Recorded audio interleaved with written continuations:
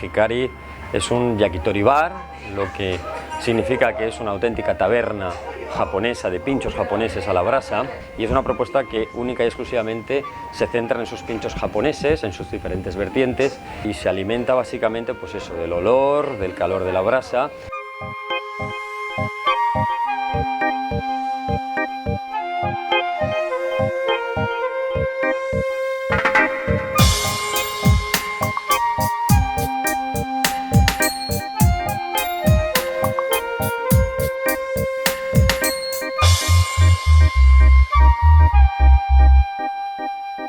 La entrada de Hikari representa ese túnel de esas vías de tren y desemboca en una plaza pues, con una serie de cabinas, con un carrito con una especie de representación de mercado en Tokio, que bueno, pues nos transporta a esa atmósfera del barrio de Shinjuku, allí en Tokio.